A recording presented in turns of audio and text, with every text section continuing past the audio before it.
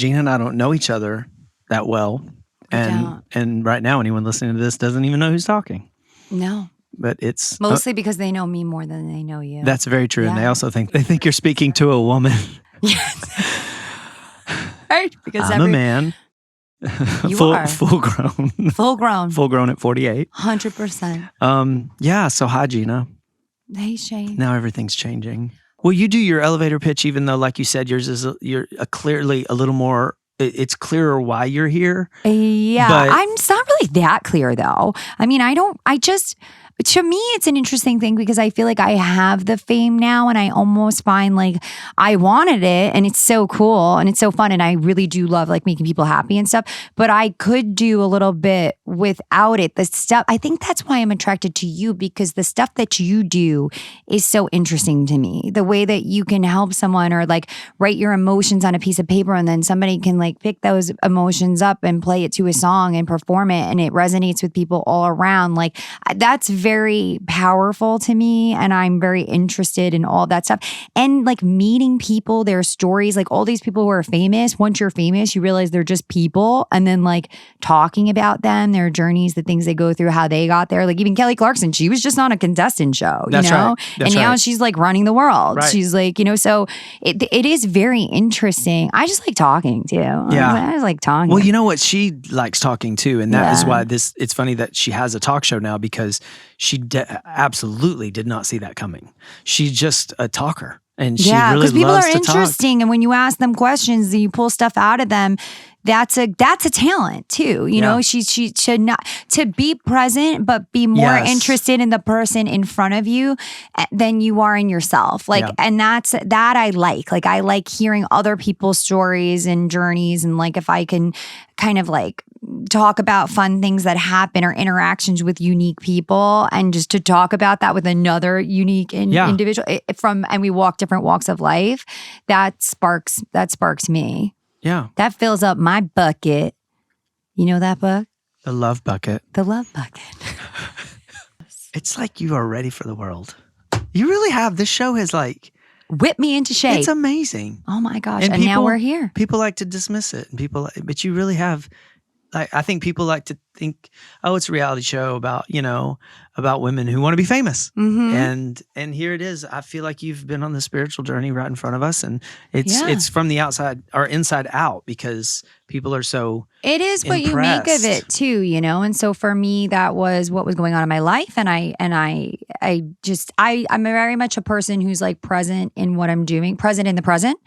And it happened, and I try to take it for what it's worth, but get everything out of it that I can. And I feel like that it's like karma, right? And manifestation, all that stuff too. It's brought me to you, and that's why like I'm so excited to even just like our relationship in general and meeting you was so like kismet. I really want to, as we do more of these, I want to do a whole episode talk about the manifestation of the law of attraction. The way you live that way, I really want to get into that. But that led us to Orange Country, though, and that's why I think it's so amazing.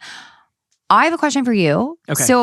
So you are Shane McAnally, and you are very, very experienced. You are very successful and talented and amazing. And you are way more successful and like than I am. This kind of fell on me. You've been working for years and years and years. And so when I'm out and I'm trying to describe you to people, I almost feel silly because I feel like people should know who you are with everything that you've done in your resume. So like, what is your elevator pitch? Like, how do you describe yourself to people? Or like, if you're going to say your background, where you came from, where you are now, like, what do you tell people?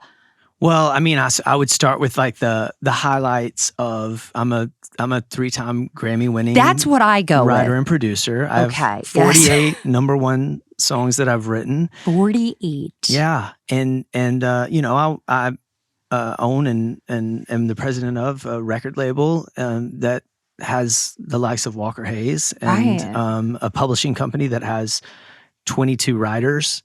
Now, after a decade of building, and that I wanted to be in the music business. I thought it was. You're very much in the music business. I am the music. Check Yes, that box. Certainly, one of the things that you say, you get what you say, and I think I came to Nashville to be a singer.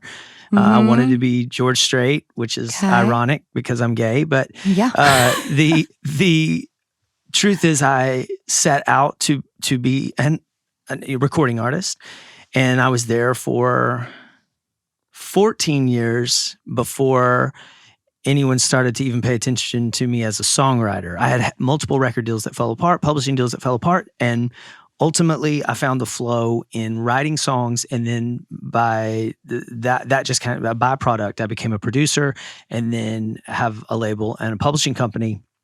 But the lack of performer, because I grew up as a performer, the taking of that part of me away, as successful as I have been, the thing that has fulfilled me the most is getting to be in front of an audience or be in front of a camera and use my experience and I just think that element was missing because I have been so behind the scenes, because that's where it was working. And then I had the opportunity to be on Songland on NBC, which was a reality show for songwriters that I really feel like was tailor-made for me. I loved it. I loved every aspect of it. It wasn't wildly successful, but it was for me because it showed me what I had been missing.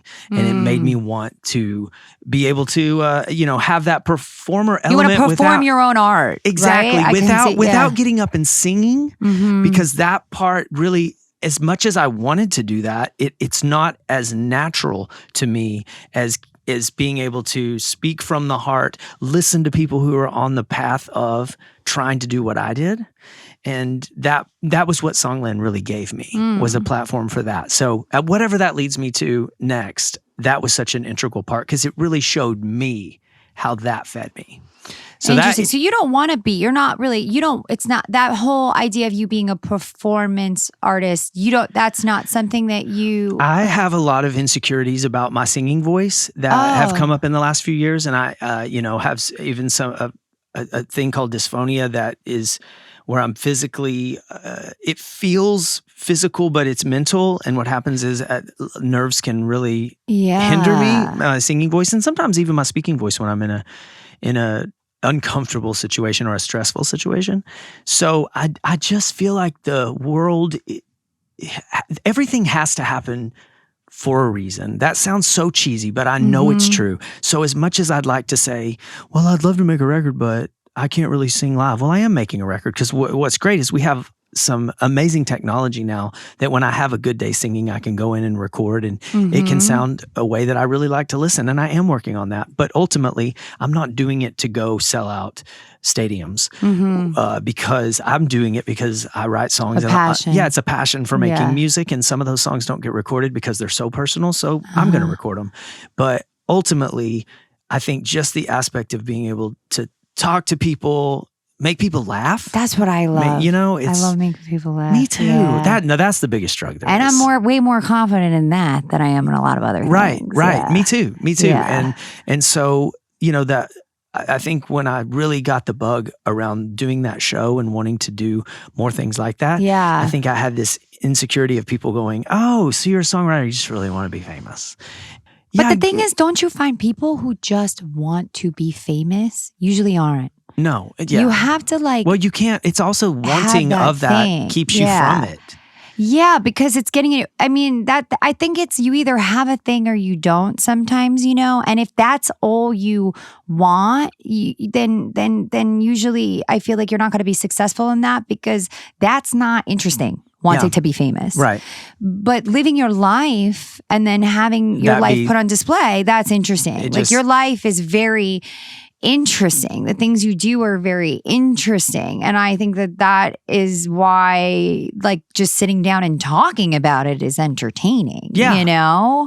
Let's talk about the fact that you were just hanging out this morning with Kelly Clarkson. And Dolly Parton. What the? You didn't Can we curse on this thing? We're going to have to. Right? Yeah. I don't know if I could do it without. I don't think you should. I would want you to be you. Don't put limits on me. No. Nobody's fucking limiting you. No. Yeah. So Dolly Parton told me that she liked my shoes. Which, that is let's amazing. Talk about the shoes. I do. I like your shoes as well. I like your shoes too. That's why I said, are we showing shoes? We really Because you wore some badass shoes.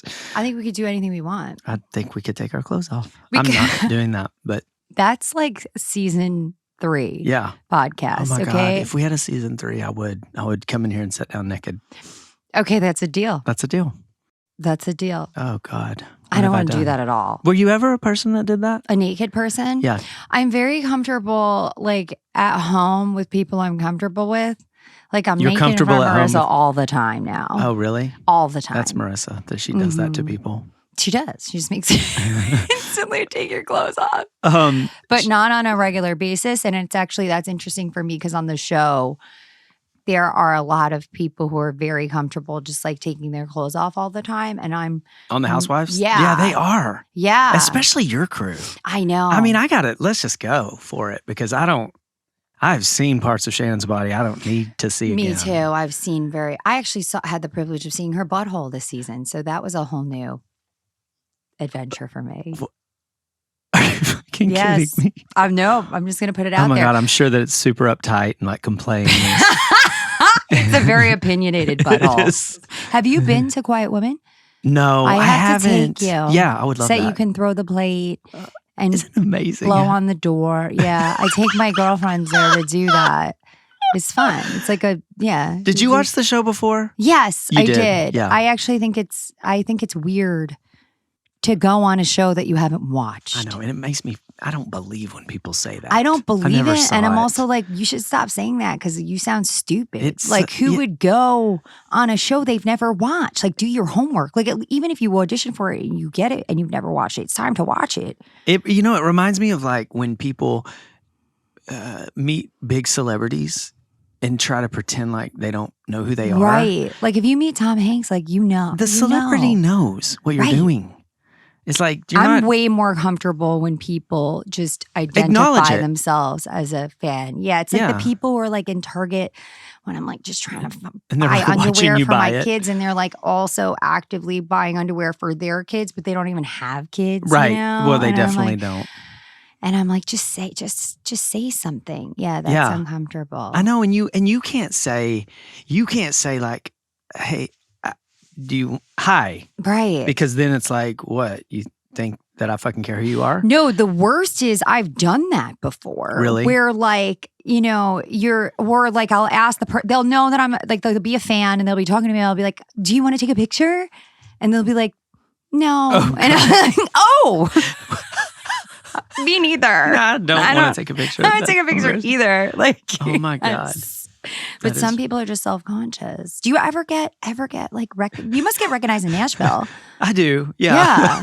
You're like the king of Nashville. That's what you're on my phone as. Yeah, well that's good because Shane, that's what I'm known as. Yeah. To me in my phone. In Nashville, yeah, but it's not in a way of like it's not usually it's like your cousin. My God. It's like your cousin. It's more like people who want to like work together. Well, they should know, right? And that makes it. Well, that's how I met Walker Hayes. He came up to me at Smoothie King. That was very smart of him. It's funny because I always joke because people are like, I mean, if someone comes up to you, does that mean you're going to listen to their music? And I said, no. When someone is 6'4" and looks like Superman, I'm going to listen to their music. Like Walker. Yeah. He was so hot. He is very attractive. That I was just like, oh, was it? Yeah. And no, truthfully, I knew of him. And so we like to tell the story like, he just came up to me like this little poor songwriter who had never had anything going on. But we knew of each other and he had just recorded a song of mine and just said, would you listen to what I did? And it was, mind blowing because he is so incredibly talented. So he really is. He's really special. I mean, it's one of those things. I do feel like at this point when it comes to country music, especially, but also in pop music, I've worked with pretty much everybody and in some capacity, and who is your least favorite person that you've worked with? I mean, in the country music world, it would be so hard to throw someone under the bus. I mean, there's certainly people, maybe we could beep it out when I say, it's somebody you wouldn't even know though. That's the thing is the people that are the most difficult and most annoying. They don't tend to make it. They're middle. Huh. I feel like big stars are always so nice. I mean, like, I was talking about Dolly Parton. Opposite, I feel like, in my world. Really? Because it's the women who are more crazy and sensational that tend to be the biggest. You got to throw a plate or flip a table or, that are always. And do you think any of that is for the camera? I mean, are they legitimately just losing their minds? I work with a lot of high-strung women. For sure. But I think there are definitely people who are more you know what I would say? The people who do it just for the show, they don't tend to make it. Yeah. That was to me like Noella right last season. I mean, that looked so phony to me. It was so uncomfortable. And here I am talking about these people. I don't know them. I have I have all these opinions about them because that is what is shown. Yeah.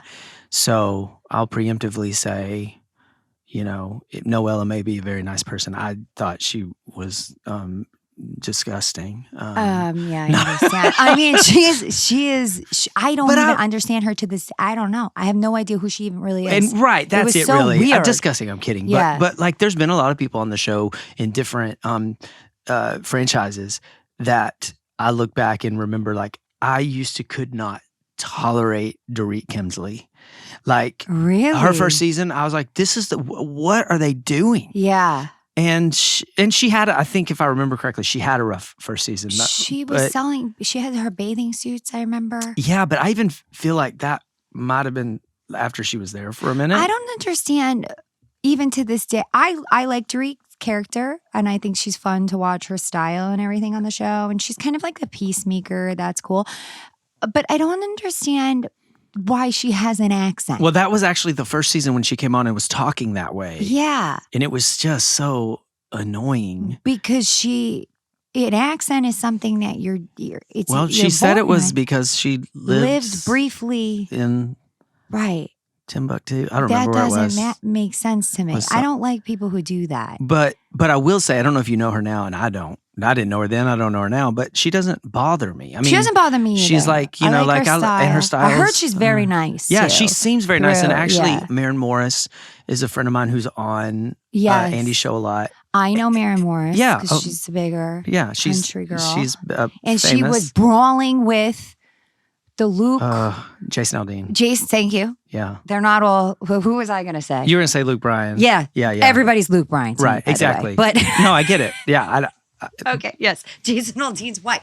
Yeah. He was. Who I saw at because they were thinking about doing Housewives, I heard, in Nashville, right? And so when I was at the CMTs, I saw her from afar, and that was my first time I ever saw her. And I was like, oh, that makes sense. Right. She would actually be great for it because she is so the epitome of sort of the country star's wife. She also has a platform. She has people that love her. She has clothing. Okay, And she's slinging a lot of shit out there. She is. And there's a lot of stories about how they got together and I would like to hear them all. So I think she would be a great housewife. Yeah, that's what I mean. Yes. That's what I'm saying. It's like because the housewives have such interesting sort of backstories of their husbands and everything. So as you start to talk about Jason Aldean, as you see, I'm starting to get sweaty because why? Well, because these are people that hit a nerve here. No, I think that being in the country world and being sort of, I think songwriters and producers are sort of assumed to be, and maybe this is my own projection, so I'll just say this, but like, be characters in the world of country music. It's like you should just be happy to be in the room. And as the person who is actually creating the songs? Yeah, I don't think I don't ever get the feeling. I feel like I have wonderful artist friends, but even the fact that we call people with record deals the artists, that bothers me. People are like, "Oh, well, you're the most non-artist nominated songwriter in history." I hate that. I hate non-artists. I think you need to explain this more. What do you mean? Well, they always they call you a non-artist. Is that a term that's really that's an acceptable term? Yeah, a non-artist, because the artist, and I'm putting that in quotes. That's the person who's singing the song. That's the person who's on television out front. I think it's backwards too. Yeah, because they're not. And that's a new thing. I mean, it wasn't always the artist. Now they'll even say like artist of the year. That's new. That's like the last decade. I mean, that wasn't what they called people entertainers. Yeah, they used to call them entertainers, vocalists. You're the artist, though, right? That's right. Because you're the Gina. one who puts it on the canvas. Like, really, though, it's like the designer is the artist, and then I might wear it well. Yeah, well, but I didn't create it. Well, that's a really great way to describe it, honestly. Yeah. Because I think that what that was leading to was sort of that gives this impression of these are the artists and these are the songwriters and producers who are their livelihood depends on the artist. Mm-hmm. So this idea that I would come on a podcast, my self-saboteur or the voice in my head says, nobody fucking cares what you think about Jason Aldean. And if you do have an opinion about Jason Aldean, keep it to yourself because he might record one of your songs. Yeah, but he needs you just as much as you need him. Was he going to sing if you don't write his songs? Well, he's definitely not going to sing one of my songs either way. Well, all right, but there's some artists who they do their own music and they write and then they perform it, right? Those people should be afraid of nobody, right? They could come out swinging as hard as they want because they write their own music, they perform it. Right. But if it's kind of like that relationship where somebody's just an entertainer or performer, what are they going to do if you don't create the content for them? I mean, I think there's just so many people doing that and who want to be in there. Is there really? I feel like it's so hard to write a song. I try to write poems and even that's a struggle. Yeah, I know you sent me a couple. I thought it was your pentameter was nice. They were like haikus. They're like haikus. Could you set my haiku to music? They're like we have it's funny because we're sitting here, we just hit record. We have I keep thinking there's like a sheet I need to be looking at going, oh, okay, so Gina, you want to talk about your makeup line? Let's talk about, you want to talk about your skin products? You want to talk I know it's not makeup, right, because I'm not going to talk about makeup line because I don't have one. Well, you have skincare. I'm sorry I said that, yeah. I don't really find it that interesting to talk about the housewife stuff. I bet. I have a lot of it in my life. Like, I'd rather talk about Kelly Clarkson. Well, let's do that then because she's so fun to talk about in a positive way. She seems really nice. It's amazing that Kelly and Dolly, they're so similar. You don't realize until you're sitting there watching these two women at different parts of their lives and career, but they both do everything. Mm-hmm. I mean, there's not a job that combined these women don't have. And so, I mean, they do everything. I think of them as yes people. Yeah. It's, people that are like, oh, I'll try it. I'll see. Are you a yes person? I think I'm trying to be more of a no person because I have a really hard time saying no to people. And then I just resent it. But it's yes to what I want to do. I'm trying to figure that out. I think this is a big boundaries. Yeah, I don't have those. I have a problem with boundaries as well. I think a lot of people that especially end up in situations like the one you're in, and sort of what I do too, because I would, I'd love to do a TV show. I did Songland and had a blast doing it. I think that we are people that I don't know if it's the validation or the people pleasing. There's an element of if you want to or are okay with being on camera, there is certainly an element of not having boundaries. I mean, you have to struggle with that because you're on a show where there really are none. Yeah, I never really thought about it. Yeah. And I never really had the opportunity to think about it. It all just happened really fast. And then I was just like on a show and now I'm just here. Like, and you're one of the few people that I hear say that end up in a reality situation that after we've talked a little bit, we can get into it because everybody else wasn't privy to that conversation. Yeah. About how you ended up on the show because I don't believe people on reality shows who say they didn't want to be famous.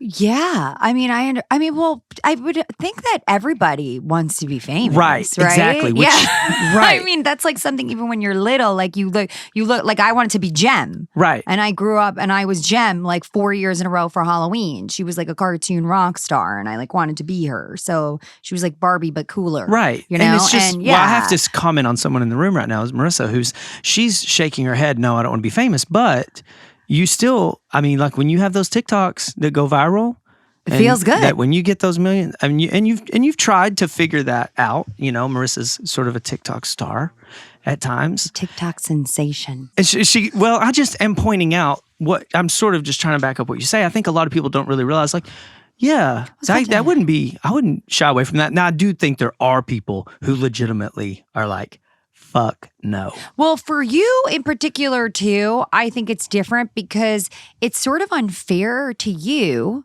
and people like you because you put in the work and you do create something worthy of fame, right? Like these songs that you create, people sing them and they're wonderful and people love them and they win awards and stuff, but you don't really get the proper credit for it. Right. So I totally understand wanting to get the validation for the stuff you actually do. You know, I mean, that's like, you're like being robbed. And I have to say more than most. I mean, because I got to do that show and I also have done a couple of things like on The Voice just as a songwriter, more than most songwriters, I've been a little more visible because I've sort of, elbowed my way in there and said, like, I want to do that. But in like today, doing the taping with Kelly and Dolly, which I was not part of the taping, I was just there. And they acknowledge me in the kindest way. And Dolly, even though there's no way she can remember meeting me before with all the people she meets, but she always, certainly acts like she has and always brags on what I've done and is super aware of it. And Kelly has been that way for 10 years with me. It's funny because when Kelly won American Idol, I was living in West Hollywood and I had this boyfriend that I had been with for years, and he became friends with Kelly's friend group, okay? And Kelly just won American Idol. She's making her first record and she's, going to be, everybody assumes, this huge star. I am literally hanging on, trying to write songs, trying to play Genghis Khan, this Asian restaurant where I used to play every other week. I mean, I'm just barely keeping it on track. And I was not young. I mean, I was already, 30 years old and just had nothing going on, no hope of it. And he becomes friends with Kelly's friend group. And one night they all went to dinner and Kelly was there and I wasn't invited. And I was legitimately devastated. Like, that was the only shot I was ever going to have to work with a hit artist. And she's right there. And she would love me. I mean, come on. Clearly. What's not to love? And Kelly's personality, she has that thing that's like, if I knew her, we'd be friends. Yeah. And she does have that, yeah. She does. Yeah. And it's true. But it was a few years later when I started to have some success and we crossed paths again and we had friends in common, and all of that history sort of helped to lay a foundation. And we've worked together many times on different projects and our, You and Kelly? Yeah. Oh, that's cool. Yeah, like she's recorded a few of my songs. I've produced a couple of things on her. She loves to dip her toe into country every once in a while. Yeah, and so she does have like a twang. Yeah, and she's from Texas, not far from where I grew up. Oh, she's from Texas. She is. Well, that explains the twang. Yeah, absolutely. And today, oh my God, when she was interviewing Dolly Parton, it was like a twang off. The countryer Dolly got, the countryer Kelly got. And, that's like anytime I'm with anybody from Long Island. It gets intense. I can hear it. Yeah. I actually have this really good friend in West Hollywood who is from Long Island too. And I never thought until today you did something and you remind me so much of her. I need to get y'all together. Anyway, that should be cut out. Oh, I mean, you can leave it in there. And or we could be. I'd like to meet her. She's really hot too. Yeah? Yeah. Y'all almost look like sisters. No joke. Oh. I'll show you her Instagram. Okay. Okay, great. I'll friend her. Follow her. Will you follow her? I will. We should talk about the name of this. Whatever it is we're doing. Orange Country. I love that. I love it too. But it has levels. It does. There's so many levels. We're like an onion. But really, it's funny because I was telling somebody about it. I was like, everyone knows this thing. It's called Orange Country. And they started laughing so hard because, well, first of all, everybody always says that I'm orange. Because like your coloring is a little more ginger. Yes. It's sure. That's what it is. Yeah. Or it's spicy. The years of levels and layers of spray tan. Oh, is that? If you were to take a chisel to my skin right now, I don't know what color I am under I'll this. tell you, I am probably right behind you because I'll take a bath and it is not okay my afterwards. Kids, they wrote this song called Tanner Toes that they sing around the house all the time. Stop it. Because how it gets around your toes. It gets around everything. My daughter's like, The bed Get your sheets. tanner Oh, toes there's off a new me. thing. It's called, what is it called? I have it. The silk thing. A sleep sack. I have it. Does it work? Well, yeah, it's like a pillowcase that you put your whole body in. But it's just another thing to wash. Exactly. So why would I want? The one thing I have will to wash say, the sheets. I will say, it's like silk. What is great about it is that the material of it, the tanner, doesn't come off like it does on the sheets. Like it's, you know what I'm talking about? Like it's real soft. It's like silky. Yeah. So it more like silk. It's not. Yeah, like it's silk. Like so silk. It's silk. It's silk. Yes. And you know how silk doesn't. It's like silky. Yes, it's very silky. It's the finest silkiest silk. It's. And I believe it's sleep sack. We could do a little song. We could do a commercial. Like if we cut to. Okay, this is really. Should I prepare myself? This is our spiritual moment. Well, because we're spiritual journey. Well, I mean, I do feel like that's a big part of my my life right now. Wait, I stopped drinking a year ago too.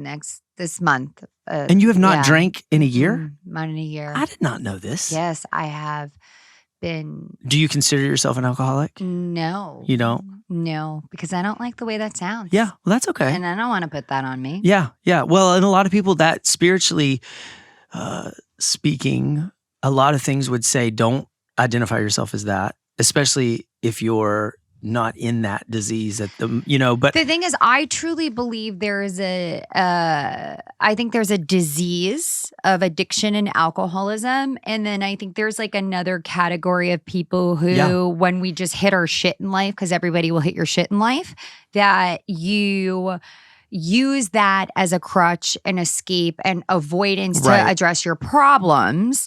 But then like if you can get yourself to where now you're like, okay, I identify that and I don't want to do that anymore. Like I really feel like I could, like I have no desire to drink anymore really, because also like you just feel like crap and I recognize that it's like poison and all that. But like I could go to like Napa and go wine tasting, and I don't feel like I would fall back into like you would just all taste the time. It maybe. Like like I feel like fine. My husband is like that. He stopped drinking 6 years ago, and it was because of, situationally speaking, it just got to the point where he was like, I just don't like myself. I don't like who I'm being. Yeah. And I'm the other category where I've never in my life taken one drink and said that was enough. So so that's like an affliction. Like if you have that disease, you have that disease, and so then you just have to And I don't. And I also think like if you start to go down the wrong path, and then like you see it going that way, you can develop that. Sort of disease, over time. But I feel like if you nip it early enough, totally, then you can still recalibrate and get back. That reminds a couple of things it makes me think of.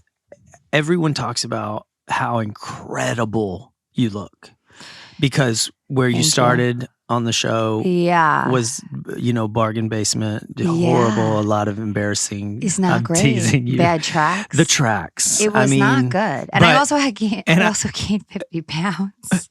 I mean, just not how much was it? 50 It was, pounds. I mean, I know you look like a different person. Okay. If you look at like the very beginning, I was like normal. And then what happened with it? Was it Matt? Was it the whole? Yes, that. It was also, a lot of that. It was. And when you came on the show, legitimately, yeah, this is something I've wanted to ask. And maybe in private, I have asked this. It seems so, how many people come on these shows whose marriages are in trouble? Yeah, but you know what? I didn't even I mean, I knew my marriage wasn't great, but so this is like basically in a nutshell what happens is, first of all, I never knew anything about this world. I'd only been living in California for like a year. I moved pregnant with my third child. My marriage was fine. I didn't know, I was young, but I didn't, it was great. I thought, okay, we're going to have this adventure or whatever. We got here, and then, my husband had an affair.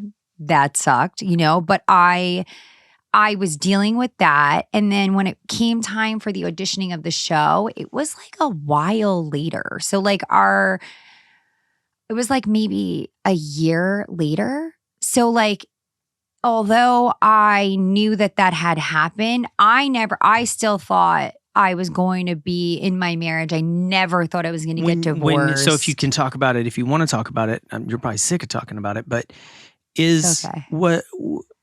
you were able to go through that with him, and you believed that you guys were going to work that out. I didn't know. I lived in a world, I guess, in my head where there was no thought process about breaking up, because what would I even do? It just wasn't. It just wasn't even in my. So you never said I'm leaving, or no? Like, I just thought, I kept waiting for him to show up and do the things that like I needed him to do to feel comfortable in our relationship. Yeah. But I never really, even because even with the show, I had the show and everything, and then he wanted to finally 2 seasons in after the show reconcile, and I still tried it. Like, it was very hard for me to really wrap my brain around that was like actually over. But I didn't think, when you first came on the show, I didn't think you could be on the show if your husband said no. Well, you couldn't, but we didn't know.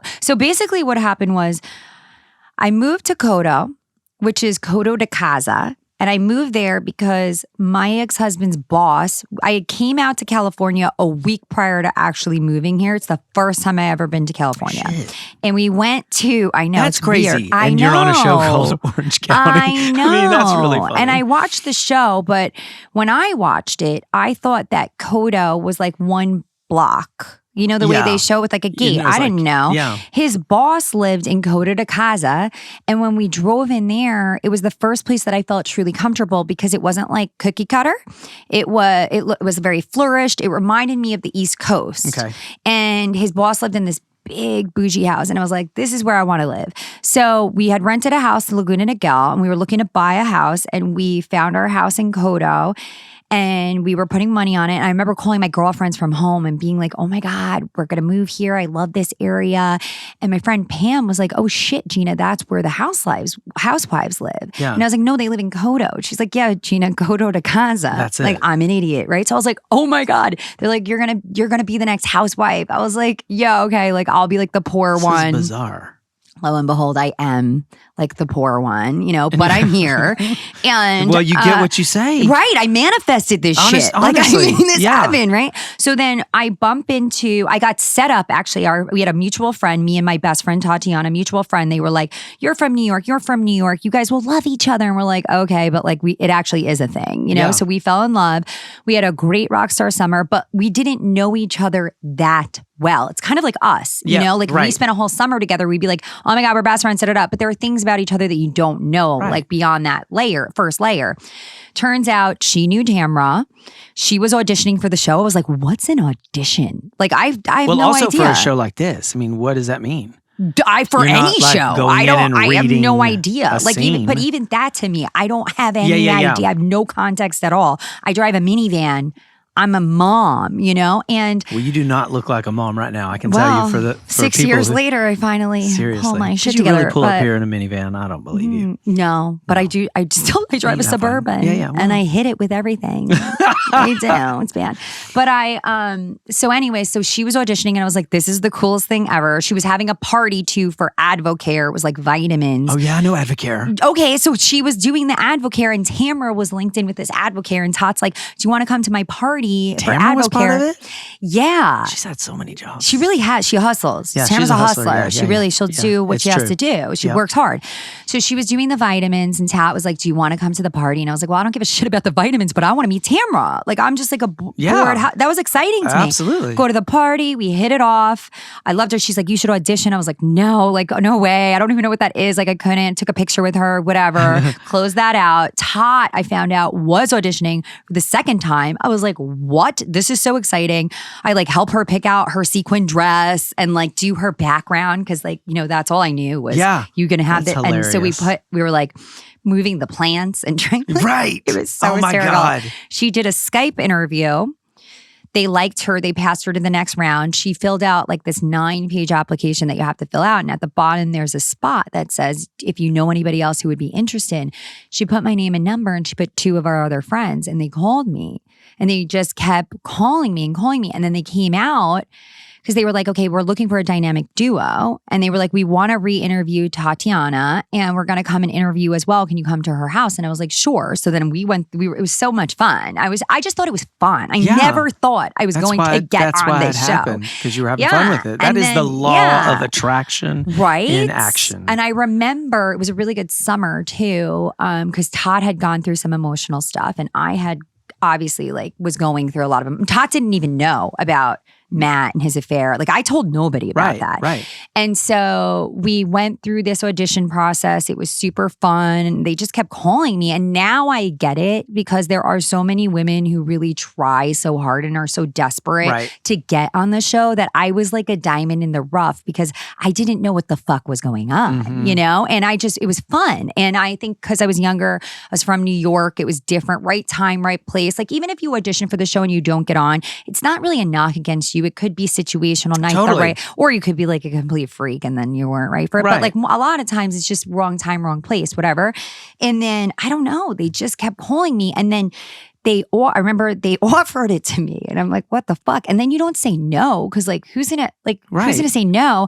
And I remember it was a big deal to Matt because he was nervous about this whole situation. Yeah. And I was like, but for me, it also really helped me with my confidence because my confidence was really low from everything that happened in my marriage. And all of a sudden you have these people who are telling you, you're funny and you're great and we like you. And I was like, this feels good. And then I was like, I don't want to give this up because of your poor decisions. So then he agreed. I got him to come around in it and he said yes. And then his employer shut it down. Oh. And they came to us and they were like, which is probably very illegal, but they said, basically sign this thing or you can resign. And so he said he wouldn't be on camera? Saying he wouldn't participate. Yes. Okay. And that was how we took care of our family. And he was the breadwinner. And I stopped working when I had my second kid. So we needed his job. It was not enough. So I went back to the producers and I was like, I guess I'm out. My best friend Todd was like, you need to call them and you need to tell them that you're enough without him. And I was like, am I enough without him? That's a big step. For someone to say that. Yeah. No, and she was out at this point. She cried for one day and then her whole focus was like, you need to do this for both of us. God, she needs to come on here and talk to people. I call her Positati. She's an amazing, she's been my number one supportive fan. She is such an amazing, and her husband's like my brother. They've been there for me through everything, my real stuff, the show stuff. They're like my brother and sister, honestly. So they're incredible people.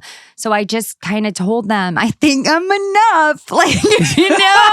Todd said I'm enough. I think I'm enough. But it just worked out and they decided to go forward without him. Yeah. And I was like, okay. So we just did it. And I don't know. They were like, just be yourself. And that's what I do to this day. Obviously now this was my 5th round on it. So it's a little bit. This was your 5th season that you just finished? Yeah. Wow. I've been out there fucking. It's fast. That went by fast. Did I feel like I'm 100 years old? Honestly, it goes fast, but it goes. Well, I bet. It's hard. Yeah. And I think you should explain because I think a lot of people would see it and think, what's hard about it? It's exhausting. It's so much more work than people think. First of all, you're putting all your real shit out there. That's not easy. No. And then you're putting your shit out there to other women who are also trying to tear down most of your shit. So that's never a good feeling.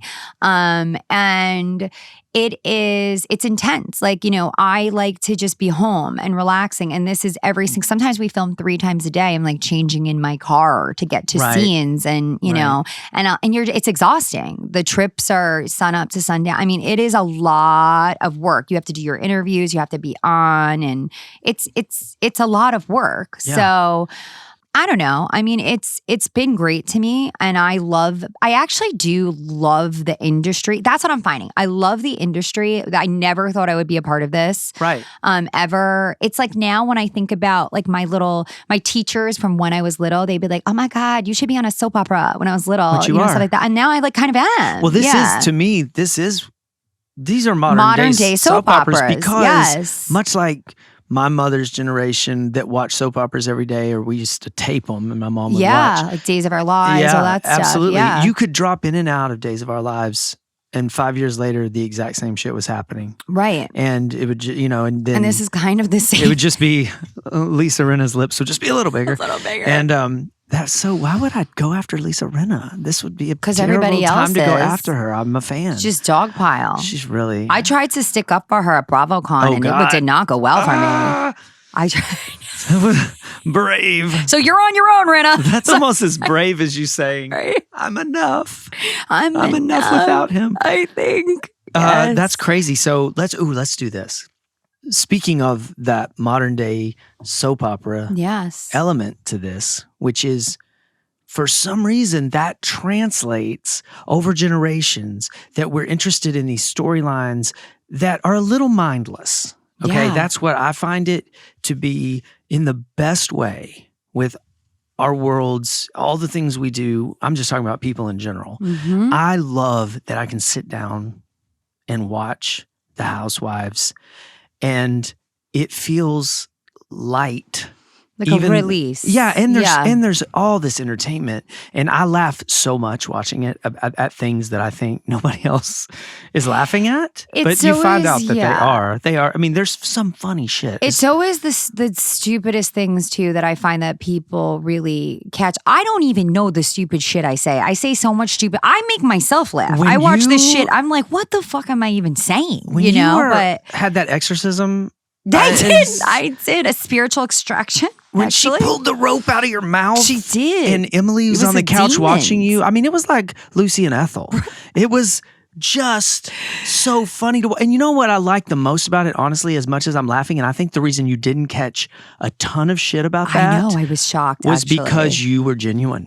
That's why. Well, because I'm really scared of ghosts. I know, but it came across. That genuine part of you, everybody is like thinking, maybe I should do that, and that. You know what? I think it's interesting too, because like we said, it is sort of like this idea, it is the modern soap opera, right? But I guess the overarching theme of that is like, we all are the star in our own lives, right? And my life, even though to me is ridiculous and whatever, to other people, it's interesting. And so like, I just follow that. I put myself out there, and I am always proud to do that. And I never have regrets about putting myself out there. It's just that this industry in itself can be kind of exhausting. It's a lot of work. And I think that what I have found the most is I do love this I love the industry. I love entertainment. I love the world. I find it all very interesting and fascinating. But this particular catch is a lot of work, and it's way more work than people think, and it's exhausting. And so now, like, I just want to like kind of figure out another way that I can be still a part of this world and, make it the most rewarding. And I really think other people's stories are interesting too. Well, you just said something that I loved, and it reminds me of, there's the question of why people want to be famous. Mm-hmm. This is a big conversation. I've heard this my whole life. I mean, I wanted to be famous. And you even said earlier, who doesn't want to be famous? And I think that there is a level of what people think fame is going to be. Sounds really good. And there are elements of that are really good. Right. And you said, my life is not necessarily that interesting to me, but it's interesting to other people. That is so honest. And it's also, you're giving something to people that just want to have fun or escape or just look at someone else's life. And also connection, the inspiration too, I think is good. of where you are the dream of what has happened to you in those 5 years. People see it and they go, look at this woman. Yeah, my life really hit the shitter. I could be like this. Thank God. Because what else would we care about? You really did help me on the show. No, but but in life. But that is what happens, right? In life is you hit this. I think it happens to everybody. Everybody hits it. Whatever it is varies, but everybody hits it. That's a part of life, right? But I bet you when you did, you probably thought, I can't fucking believe I have to do this on camera. And guess what? That's the reason now that you're connecting. Yeah. Thank God it was on camera. Thank God those things didn't happen until you were on the show. Right. I mean, it really, I know we talked about Dolly Parton earlier. I just think she's such an incredible ambassador for spirituality at a time when she's not speaking the language. She's always done spirituality in a way that is very universal and very tangible. And authentic. Yeah. And she said, somebody asked her, I saw this interview with her, I love watching old YouTube clips. Obviously, I've mentioned Diane Sawyer. This was a Barbara Walters interview.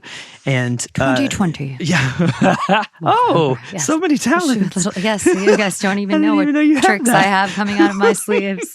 So she asked Dolly Parton in 1977, when Dolly was a country star, but not a movie star. And she said, what do you want to do? And Dolly Parton said, and I've watched it many times, so I know it. And she said, I want to be a superstar. And Barbara Walters said, what's the difference in a star like you are now and a superstar? And she said, I want to go in any room, anywhere in the world, and they say, that's Dolly Parton. I like her music.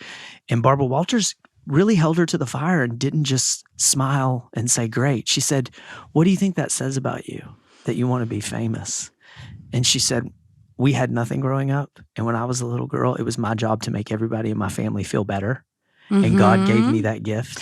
You know what? I want to make as many people feel better in the world as I can. That's crazy that you say that, because I had this conversation with Travis, and I told him after BravoCon, I told him, I promise you, I am not addicted to the fame, because I think the fame is just like a popularity contest. Everybody wants to be popular, but then once you get that, you see what else comes with being the most popular, and a lot of it is crappy. But I am addicted to making people happy. Yeah. And I can literally walk into a room and somebody who's having the worst day ever, I could put a smile on their face if they know who I am and they care. It becomes the best day, the best week ever, because I'm nice to them, I'm kind to them, I give them a hug, and I take a picture with them. And it feeds you. It feels so good. It feeds me. I know. I actually... And I love it. I'm addicted to it. I love that. Totally. Yeah. And that's such an honest way to say it. It's a power. It is. It's a privilege. And it's not... yes. It is. And this guy came up to me the other day at the Y in Nashville, and he had no idea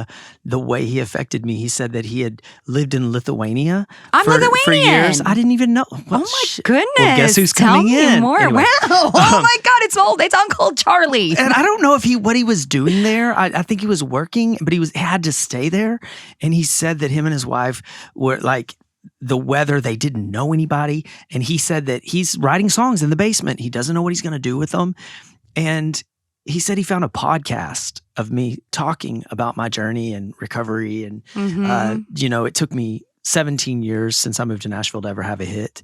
And he said, I just heard you say, when you have nothing else, if you're a songwriter, you just got to write. That's the only thing you can control. Go write songs. And he said, so I did. And he said, for years, I would walk in the snow and listen to podcasts of anything you were on. And it kept me going. And I was so, and not in a, like you said, not in a way of like, I'm so happy someone knows who I am. The fact that whatever I said, whatever the shit I went through helped somehow made him keep putting one foot in front of the other. Now he's in Nashville. He's been there 4 months. He's making the rounds at publishing companies. And I just could tell by the light in his eye. It's like, you're here now. This shit is going to happen for you, because it's all about just continuing. And if something I said made him do that, it's like that. It's powerful. That's so, it makes it all worth it. It's like fuel for the soul. Fame really is is fuel for the soul. Yeah, I like it. Yeah. Welcome to Orange Country. Hell yeah.